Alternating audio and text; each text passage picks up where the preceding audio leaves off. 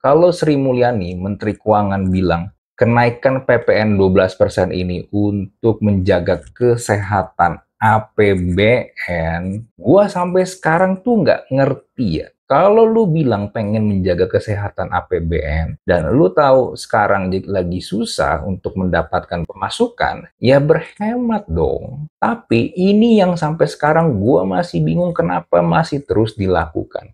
Kenapa kalau APBN itu harus dihabiskan? Kalau enggak habis, berarti tandanya penyerapannya tidak bagus sehingga anggaran tahun depan diturunin. Karena peraturan seperti ini yang akhirnya bikin institusi-institusi ini berlomba-lomba ngabisin anggaran. Mau anggarannya itu tepat sasaran, efektif atau enggak, ya bodo amat, yang penting habis. Sehingga fenomena setiap menjelang akhir tahun di mana digalian di jalan-jalan itu salah satunya kenapa ya pengen ngabisin anggaran aja biar terserap. Belum nih kalau lagi macet ada aja pasti mobil yang maksa untuk dikasih lewat dengan bunyinya.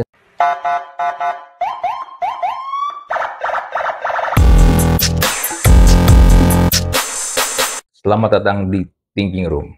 Oke, gua pengen bahas tentang kenaikan PPN menjadi 12% per 1 Januari 2025. Sudah diumumkan dan juga sudah ada listnya barang-barang apa aja yang tidak kena PPN 12% dan juga apa-apa saja yang terkena PPN 12%. Dan menurut gua masih banyak kerancuan untuk definisi hal ini. Bahkan Asosiasi Pengusaha Indonesia atau APindo juga was-was kalau PPN 12% ini akan membuat daya beli masyarakat yang sudah turun, kita mengalami deflasi berbulan-bulan di tahun 2024 ini, menjadi semakin turun di tahun 2025. Kalau lu ingat, sebenarnya juga di tahun ini, kita juga sempat rame-rame menolak adanya tapera, tabungan perumahan rakyat yang dikenakan di charge, lu mau nggak mau akan di charge langsung lewat penghasilan lu atau lewat gaji lu. Nah, cuman sekarang pertanyaannya kan begini, kenapa pemerintah begitu ngotot menarik pajak dengan berbagai macam cara ke masyarakat? Dan kenapa masyarakat begitu resisten, begitu menolak begitu keras terhadap kenaikan pajak atau pajak-pajak baru yang ditambahkan ke kita? Kalau Sri Mulyani, Menteri Keuangan bilang, kenaikan PPN 12% ini untuk menjaga kesehatan APBN, gua sampai sekarang tuh nggak ngerti ya. Kalau lu bilang pengen menjaga kesehatan APBN, dan lu tahu sekarang lagi susah untuk mendapatkan pemasukan, ya di mana-mana kita kan diajarkan kalau pemasukan lagi susah, ya berhemat dong, ngirit dong. Tapi ini yang sampai sekarang gua masih bingung kenapa masih terus dilakukan. Kenapa kalau APBN, misalnya ada satu institusi atau satu lembaga atau satu departemen atau direktorat, apapun itulah pokoknya yang dalam lingkup pemerintahan, kalau dikasih anggaran entah lewat APBN atau APBD, itu harus dihabiskan. Penyerapannya tuh harus tinggi, jadi harus habis. Kalau enggak habis, berarti tandanya penyerapannya tidak bagus sehingga anggaran tahun depan diturunin. Nah, karena peraturan seperti ini yang akhirnya bikin institusi-institusi ini, lembaga-lembaga ini berlomba-lomba ngabisin anggaran. Mau anggarannya itu tepat sasaran, efektif atau enggak, ya bodo amat, yang penting habis. Sehingga fenomena setiap menjelang akhir tahun di mana ada galian di jalan-jalan, itu salah satunya kenapa ya pengen ngabisin anggaran aja biar terserap. Belum lama ini kalau lu tinggal di Jakarta, lu lihat di sepanjang jalan MT Haryono tuh, itu galian tuh, wow, panjang banget bisa sampai Cawang. Dan itu nggak kelar-kelar, lama banget. Area sini udah kelar nih ya, area sini di ini ada lagi. Area ini udah kelar, ada lagi, terus saja. Baru belakangan ini gue lihat baru kelar itu. Di area Petojo ya, Jakarta Pusat ya. Lu bayangin, ada project,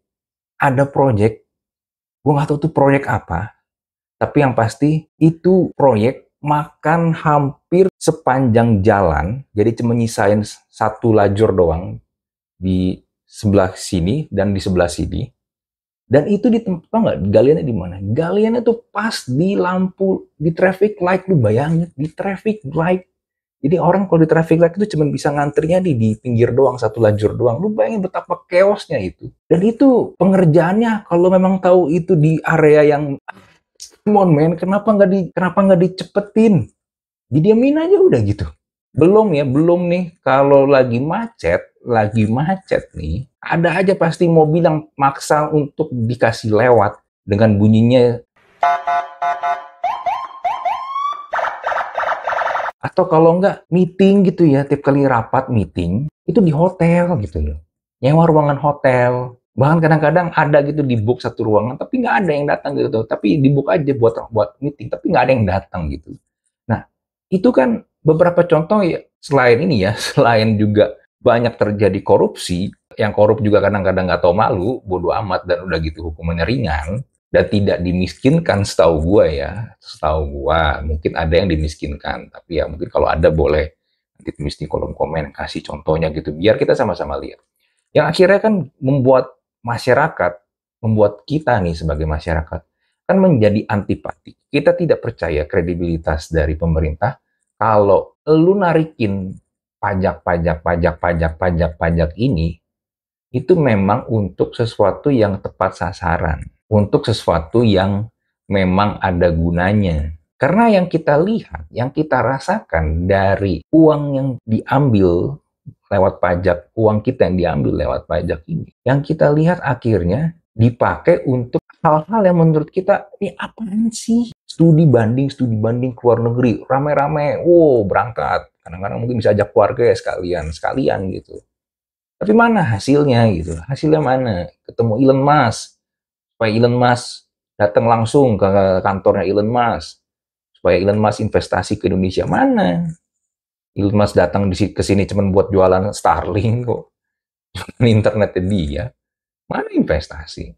Lu lihat, banyak orang-orang CEO pebisnis dari luar datang ke Indonesia akhirnya cuma apa? Ya udah, kadang-kadang cuma PR stand doang, tapi tidak ada uang yang masuk ke kita dalam bentuk investasi. Dan sekali lagi, kalau untuk menyehatkan untuk kesehatan APBN, ya lu ngirit dong, ngirit.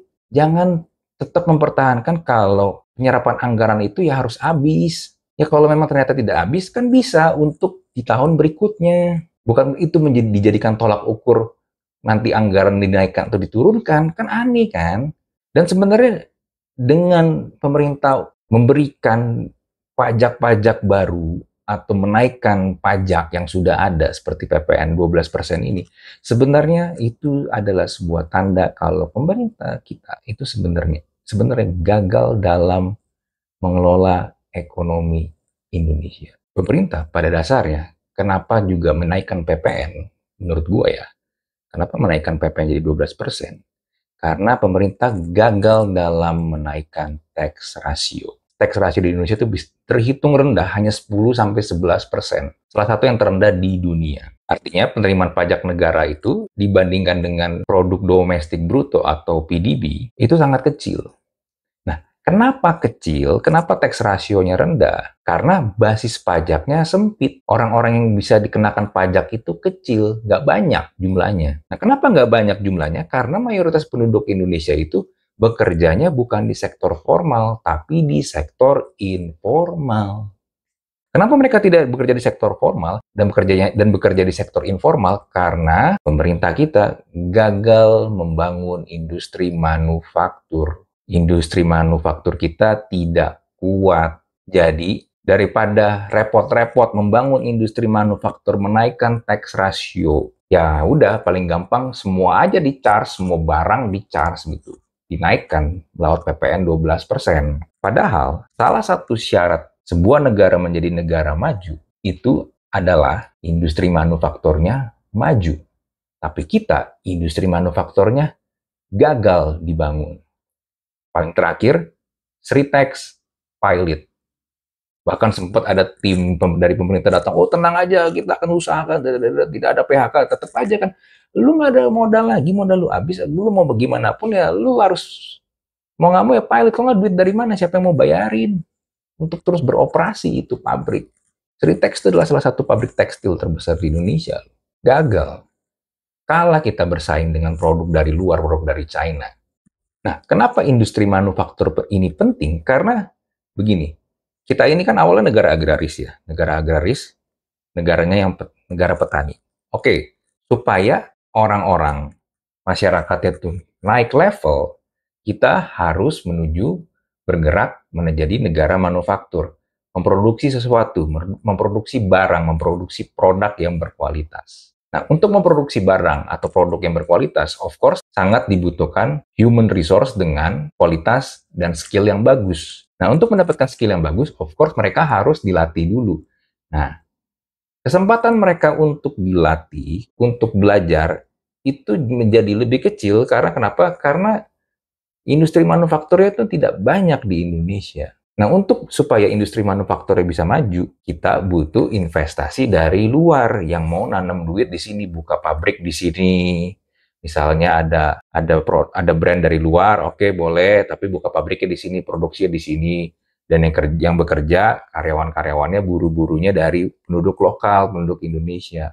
Tapi itu tidak terjadi, tidak banyak yang terserap, dan karena tidak banyak yang terserap, akhirnya mereka tidak mendapatkan kesempatan bekerja di sektor formal. Tidak mendapatkan kesempatan bekerja di sektor formal, akhirnya mereka terpaksa bekerja di sektor informal, menjadi pelaku UMKM.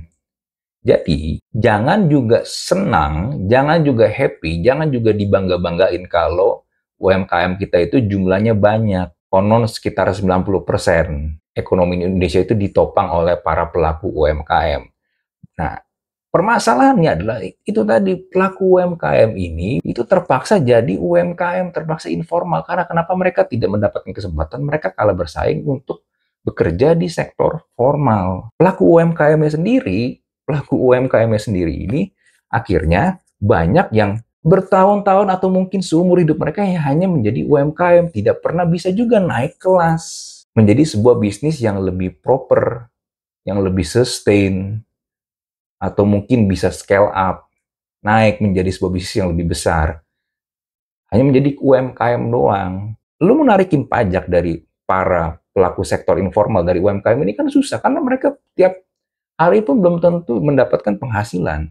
Sedangkan orang-orang yang bekerja di sektor formal ini nggak banyak. Makanya tadi kan gue bilang, tax ratio kita tuh kecil. Sedangkan awalnya pemerintah ingin menarik pajak dari para pelaku sektor formal. Tapi ya itu tadi ya, kecil men, kecil. Dan ini sebenarnya kontribusi dari pemerintah yang gagal membangun industri manufaktur. Malah kita loncat ke gig ekonomi. Gig ekonomi yaitu informal, sektor informal yang tidak ada kepastian karena terpesona dengan fenomena tech startup. Berlomba-lomba pengen jadi tech startup, tapi tech startupnya juga hancur lebur. Udah hancur lebur, nggak ada yang bisa ditarikin, ya udah akhirnya apa yang bisa dipajakin deh. Dipaksain waktu itu, tabungan perumahan rakyat diambil 3%, lalu sekarang PPN 12%, ngomongnya cuma naik dari 11 ke 12 kan cuma 1. Nah, kelihatannya cuma naiknya 1% ya, malah ada yang ngitungin berapa. Tapi yang lu mungkin nggak berpikir sampai sejauh ini adalah sebuah produk ketika dibuat itu kan nggak hanya terdiri dari satu unsur doang. Suatu produk itu kan terdiri dari komponen-komponen. Nah, tiap komponen-komponennya ini nih, kalau kena PPN semua, kenaikan PPN semua, dijadikan satu ketika dirakit, belum lagi ada ongkos transportnya untuk pengiriman barangnya segala macam. Itu kalau digabungin semua, itu ya, kenaikannya tuh bisa 20 sampai 30% per satu barang. Karena per satu barang itu terdiri dari komponen-komponen item-item yang juga kena. Jadi bukan hanya 11 ke 12 doang, itu bisa 20 sampai 30%, men. Jadinya akan jauh lebih mahal. Nah, ketika barang-barang jadi naik harganya, dan pemerintah pengen menarik pajak dari PPN ini, kan akhirnya nggak bisa juga kan? Nggak bisa narik banyak juga. Karena kenapa? Ya orang otomatis akan berpikir itu tadi ya. Tadi gue bahas tentang kalau APBN penerimaannya sedikit, lagi susah, ya berhemat dong.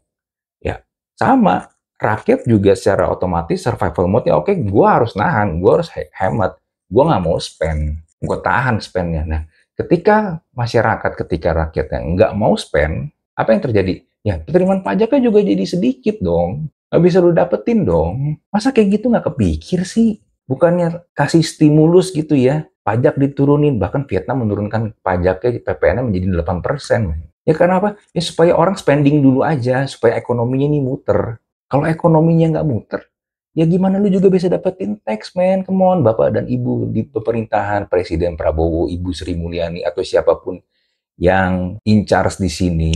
Harusnya paham dong, come on, man. Mau sampai kapan? Kita nggak hanya bisa ngomong, teriak, yang penting kita nasionalisme lah, ini semua demi rakyat, atau apapun itu.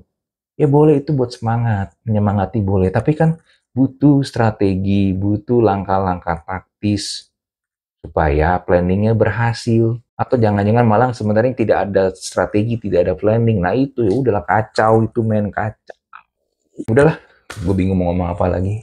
Capek, capek. Mungkin lu ada komen, lu mau marah-marah juga, lu boleh tulis kolom komen, atau lu ada, mungkin lu ada ide atau ada usulan, siapa tahu video ini ditonton dan komen lu dibaca. Gitu lah. Jumpa lagi di Thinking Room episode berikutnya ya. Bye.